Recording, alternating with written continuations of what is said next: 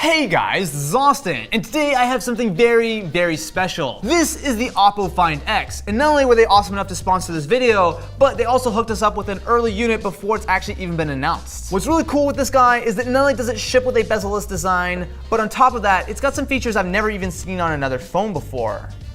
I'm also really excited because this has been sitting on my desk all morning and I've not opened it up yet. Ooh. Dude, look at that purple finish. So it's only on the edges, but it sort of tapers off into black in the middle.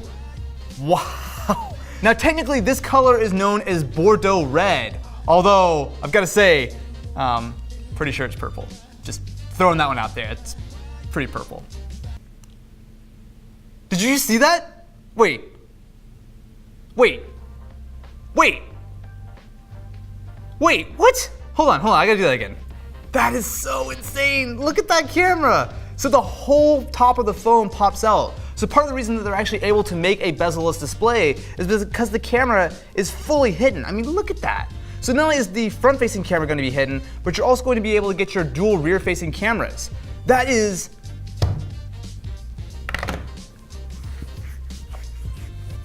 This is the future. I cannot believe how cool this is. I mean, it looks awesome. The screen is really nice. We've basically got no bezel, but there's no real trade-off there. I'm sorry, I'm too excited right now. I'll bring it back a notch, but get it? Bring it back a notch? Because there's no notch? So I knew a little bit about this phone, but I purposely wanted to sort of save it for the video. And I knew there was gonna be some kind of pop-out camera. But the idea that the entire front of the phone pops in and comes back down, I mean, look at that. That's insane. Like, I know I need to calm down. But, I mean, it's the whole package. I mean, it's even got the curved AMOLED display, there's no bezel, the camera, the killer color. It's really hard. It's really hard for me to like take this seriously right now. It's so cool. I mean, I legitimately did not expect this to be a thing that you could buy in 2018. I mean, sure, as sort of the future gets closer and closer, as sort of screen tech gets better, there's a lot of interesting ideas, but the fact that this is gonna be a phone that you can buy very, very soon.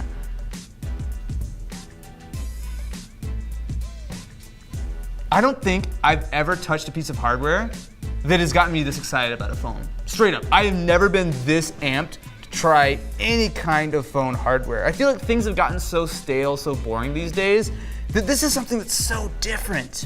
I mean, it's not only just the notch. I mean, I'm not a huge fan of the notch, but I can kind of live with it. But the fact that you've got a fully bezel-less display, I mean, if I unlock it here and use my super cool face unlock, you'll see that there's gonna be a tiny, tiny little bit of bezel on bottom and basically nothing on the top and sides. But I mean, that's so close, I don't even think it counts as a Chen. Jimmy. Yes.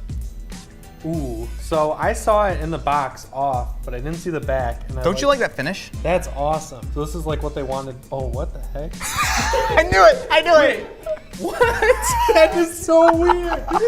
It has a little noise and everything. Next victim. This is the Find X. Alrighty. Is it the year of no headphone jack in? Oh! Oh! Okay. Oh, damn. The sad thing is we actually have to give this back, but I'm totally just gonna buy one for myself. This is too cool to not have. Before we get too carried away, as if that hasn't already happened yet, there are a fair few accessories in the box. So we've got a little bit of paperwork. We've also got the USB-C to headphone jack adapter. No, this does not have a 3.5mm headphone jack, but I think I can live with that. So with the fast charging, you should be able to get somewhere in the neighborhood of 2 hours of talk time for about 5 minutes of a charge. And considering the size of it, it looks about right. But some of the more exciting stuff is actually going to be on the actual phone itself. That's still cool. Inside, this guy's about as high-end as it gets. So you're going to be getting a Snapdragon 845, 8GB of RAM, as well as 128 gigs of storage. It's also got the basically bezel-less design.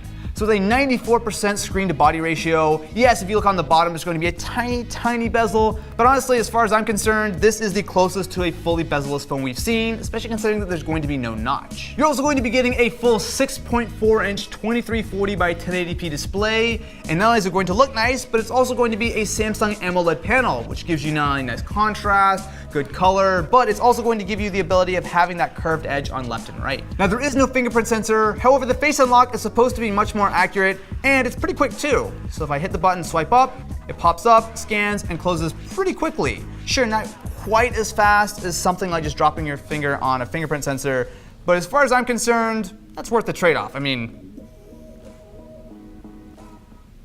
software-wise, this is running Android 8.1 with ColorOS on top. Now, it's going to be a little bit of a heavier scan, but you do get some nice additions, including some multitasking gestures. So if you swipe up, you can go between your apps. You don't actually have to use the standard Android navigation keys.